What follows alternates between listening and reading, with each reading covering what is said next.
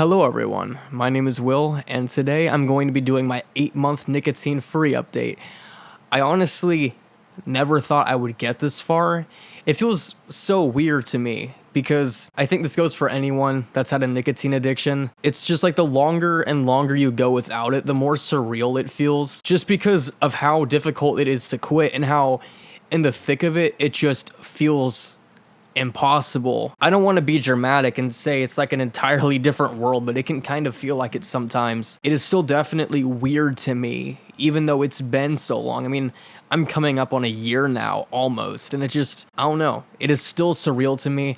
It probably will be like that for a long time. Today is the 8-month update. I'm really just going to be trying to cover the changes that have happened between the 3-month update and now. There's also been some struggles that have given me new insights, because I honestly, when I was like 2-3 months in, I didn't really quite understand why so many people were relapsing like a year, 2 years plus in. Like, it just didn't make a whole lot of sense to me. But it honestly really does now. The thing with the first few months is it is very, very different psychologically to me than how it feels long term.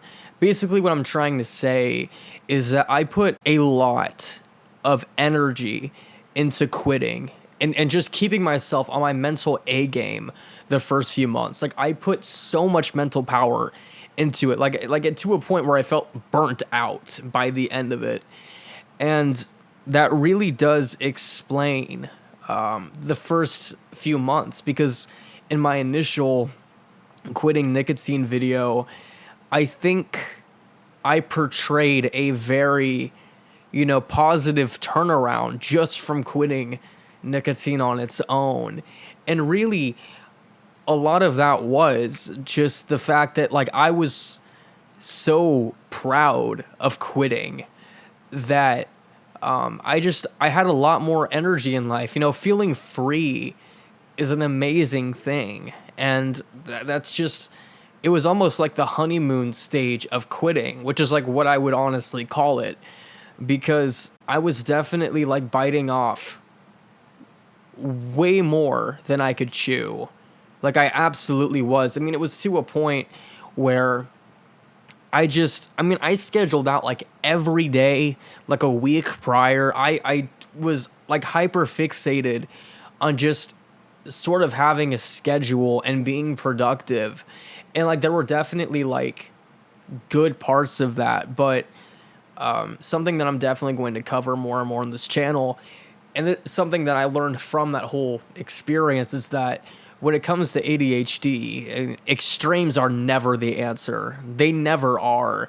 And it's really hard to not go extreme with things. It's not like I was choosing to go extreme. Like, it didn't feel extreme. It's just that that's just the way our brains are. Big thing that I have learned from quitting, and I'm definitely going to make a whole separate video about this, because I think it is just like such an important part of managing ADHD, but just learning to try to manage those emotions that lead to extremes. Because in the moment, like, it feels great. It's like, oh, I just completely flipped my life around, but then there's like no consideration for the idea of like what's gonna happen when you're yourself again.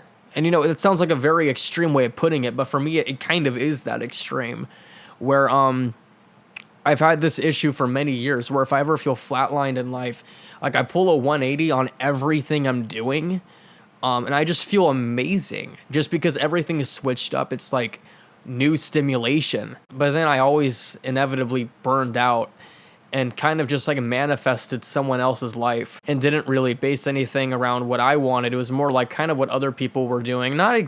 Sort of like mirroring. I feel like I'm going off on a tangent now. It's just, what I'm saying is that quitting nicotine gave me a new level of self-awareness about that I hadn't had before. And that's something that I will always appreciate, just because, as much as I still have those problems, it is definitely nice being more self-aware. Now, I feel like I went on a complete tangent because I had mentioned the struggles. I was about to start talking about like why I understand why people a year in relapse. Now, I believe the reason largely is due to emotional memory. If you quit a drug and you're like a month, 2 months in, and you're still in what I call the honeymoon phase of quitting, if you look back on why you quit and all of the emotions and problems that led to you quitting, then yeah, it's obvious. You know, you'll feel like an emotional response to looking back at that time.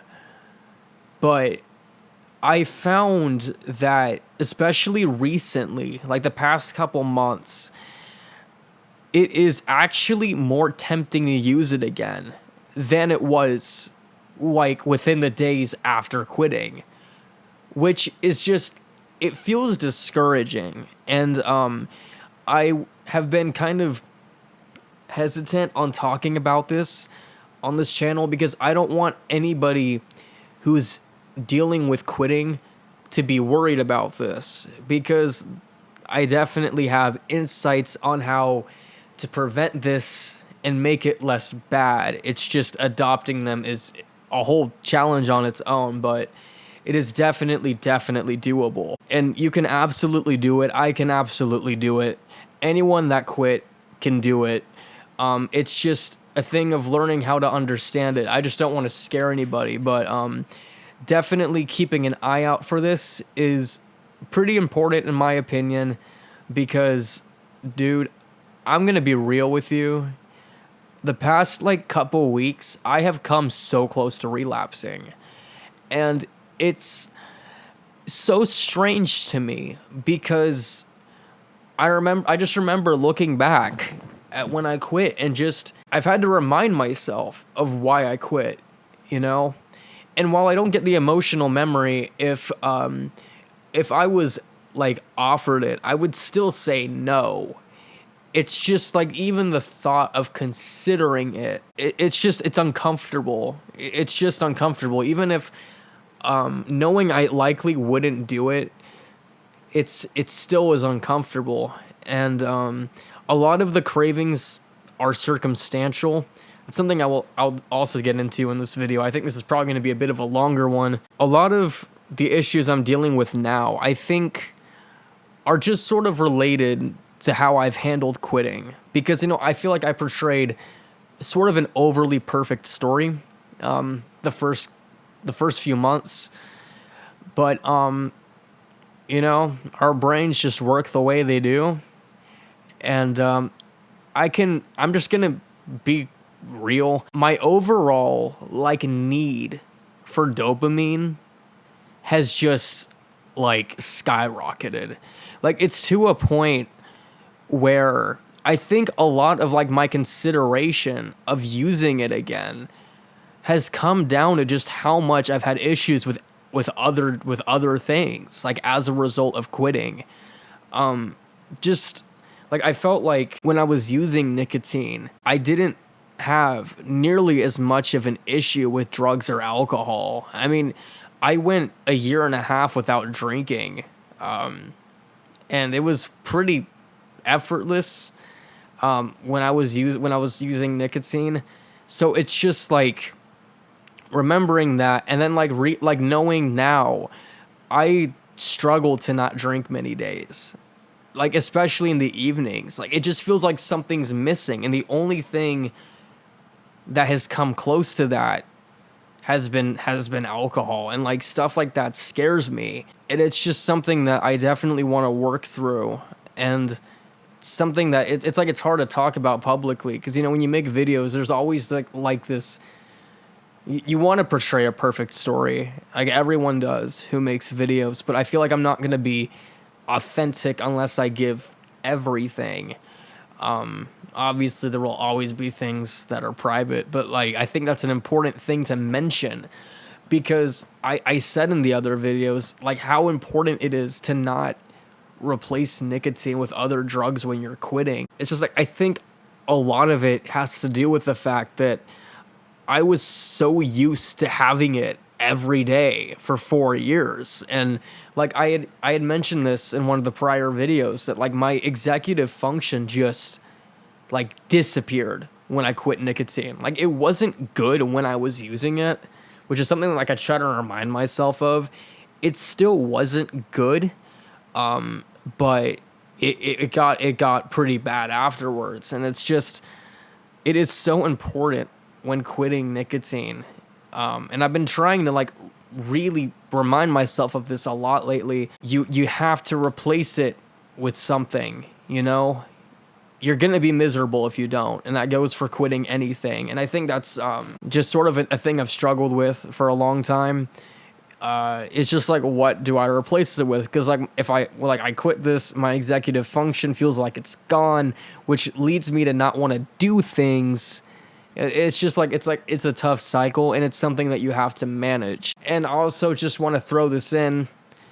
Obviously, everyone's different. Just because I went through a specific thing does not mean you will, you know, vice versa. I feel like the reactions I've had to a lot of these things have been rather extreme, so I don't want anyone to like over worry too much about the stuff happening. If anything, just like take it as something to look out for. It's not the end of the world. It's a lot better if you at least have some level of awareness about it. You know, when you feel euphoric, like very good euphoric, free emotions from quitting, that's amazing. Embrace those, but don't let them catch you off guard. I think that's honestly the main update. It's not nearly as positive as the past two. I mean, I'm obviously still not using it, but I'm being upfront in the sense that it's not been easy. Like the level of consideration has been uncomfortable, and I still want to stay off of it. It's just like some days it's hard just because just like having such a stronger need for, not need, but like craving for other things is definitely scary. Yeah, I fully intend on doing this the rest of my life. This isn't really one of those things where it's like, oh, do like a year challenge. It's not, you know, it's not like that. For me, quitting nicotine is not really one of those things where it's like, oh, take a break. You could come back to it one day. Because, you know, there are some things that I've treated like that, like things like weed and alcohol. I've definitely looked at like that because I've not grown like physical dependencies to those things. But nicotine is just too addictive. And something that I'm going to add is looking back, like the amount of things that have changed since quitting nicotine. Just like mentally, it's hard to pin everything on nicotine, but like due to the timing, I think a lot of it had to do with it. And not just like the simple act of quitting, but just like the intensity of quitting, the amount of willpower it took and work it took, I think also contributed to these changes. But I will say, my anxiety, I think overall, it's been pretty bad lately. Honestly, like my anxiety has come back and been pretty hard to handle sometimes. But I think for the most part, my mind is a lot more quiet than it was. It's interesting looking back because I've never reacted well to ADHD meds. And I feel like I had a lot of the same like side effects, but it's just that I used it for so long that I didn't notice, you know? And it's think a lot of the decreased anxiety is due to the fact that you don't if you're so used to it, you don't think about it, but just the amount of stress that constant withdrawal puts you through because you're in constant withdrawal.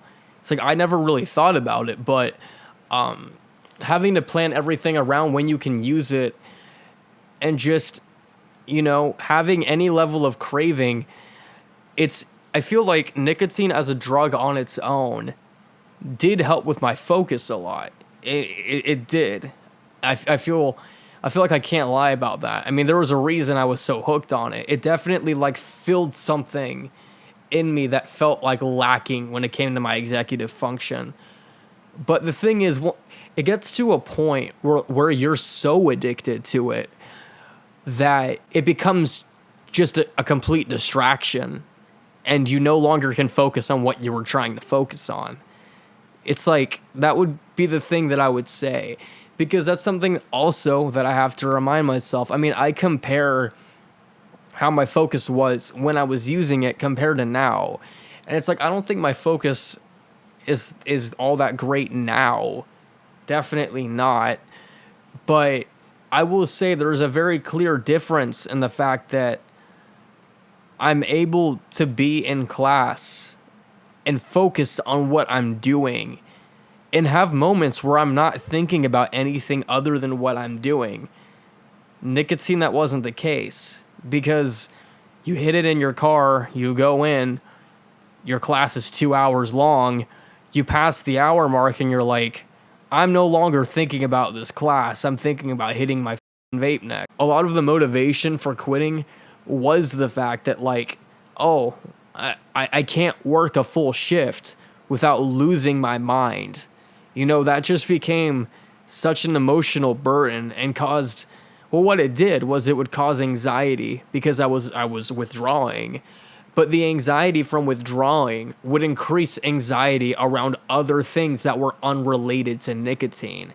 I think that's where a lot of the stress with nicotine came from. I mean, not only that, but like the level of almost just like, it sounds dramatic, but like I felt like shameful, like being so hooked on it, you know. It was embarrassing. I didn't like it. There are a lot of issues that I have that I just felt like it always made worse. It's like I don't know for sure, because, you know, I've changed other things in the span of quitting nicotine, so I can't pin everything, but like one thing definitely is my acne. You can watch my older videos. It was all up and down my face and down my neck. That went away pretty quickly after quitting. And I've talked to people before who've had the same thing. Does it make sense? Not really. Like, I don't understand it. It's kind of odd to me why there would be a correlation. Also, one of the biggest things is, and this could be a downside for people, but for me, it's definitely not. I'm actually able to gain weight now. I was underweight all of my teenage years.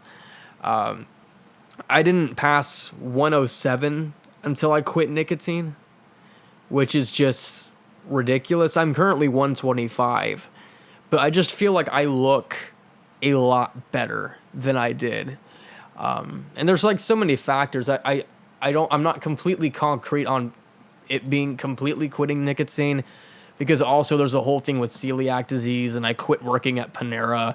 So there's definitely, you know, probably some cross interaction going on there, but I do think it definitely made an impact just watching how much changed within the weeks following quitting. Also, last winter was an eczema-less winter, my first one since I was like 15. Usually I have terrible breakouts on my hands and wrists. I did not get them. And that was obviously amazing, and I hope that's something that continues. But yeah, I think overall, I'm still happy with my decision to quit. I just have to remind myself a lot of why I did. Because, you know, like I said, I'm in this weird phase where I'm like, I question it sometimes. Like, I really do. I just like look at the past month or so and like just how bad my executive function has been. And it's just like made me feel very down and just sort of out of it all the time. And just like, it's just this needing to remind myself that there are healthier ways to get that back. You know, I don't have to get that back through being addicted to a drug. If anyone else is struggling with this, it will get better. I promise you. It's not something that is permanent, even though if it can feel permanent. Like, I've been very much so in my head all week about this, and even just like talking about it on camera has made me feel a little bit better. So yeah, feel free to reach out and suggest any future videos relating to nicotine, because I'm still trying to brainstorm what kinds of videos I want to make, because I definitely do want to make more nicotine videos and obviously ADHD videos, because that's what this channel is now. Yeah, I hope this helped somebody. And like I said, I hope none of this discouraged anybody. That was not the point. More, if anything, just try to learn from my mistakes so you can have a more steady path with this. And you're not a failure if you're not perfect in it. You know, no one is. It's an extremely addictive drug, and it's not easy to quit. So, yeah, thanks for watching.